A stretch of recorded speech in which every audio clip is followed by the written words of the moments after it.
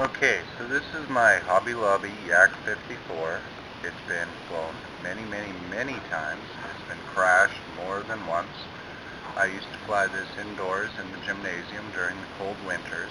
I've got this set up a little bit differently than what's normally the normal setup for an airplane. I reduced weight by getting rid of all the metal rod. This technique here, using heat shrink and carbon fiber, was used by a lot of the indoor F3A flyers in order to reduce weight because it's much lighter and there's no slop in the joints. These connectors here were a stock that came with the plane, which was handy just because it made it easy to take the ailerons off if I ever had to do any major repairs to them. And they were already there. The normal way of doing it would have been to put the carbon fiber right through, reinforce it, and use the heat shrink much like you see at the horns. This plane was completely set up with a pull-pull system, and the pull-pull components are running with fishing line, which is very light, in order to reduce weight. And the horns connected to the elevator, as you can see, go through both sides and are connected with the fishing line at the back, and the same thing you'll see on the elevator. In order to reduce slop in the line, make for a very positive control, and for reducing weight. As to reduce the overall weight of the aircraft, because when flying indoors you want to have very light aircraft, so that one of two reasons: the heavier they are, the harder they hit, and the lighter they are, the slower they can fly and do the same maneuvers. Now, this is a Turnigy engine that I picked up through United Hobbies, and these electronics are all once again through United Hobbies.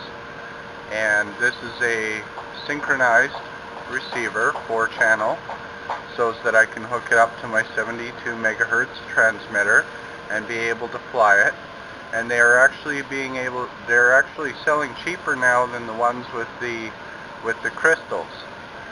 That way, if in the future I decide to buy a new transmitter, I can always link up with another transmitter. A lot of people are moving over to 2.4 gigahertz now and are no longer using the 72 megahertz, which opens up a whole pile of possibilities for channels, because with nobody flying on that channel is open, so you don't have to ground your aircraft when somebody else is flying on that channel.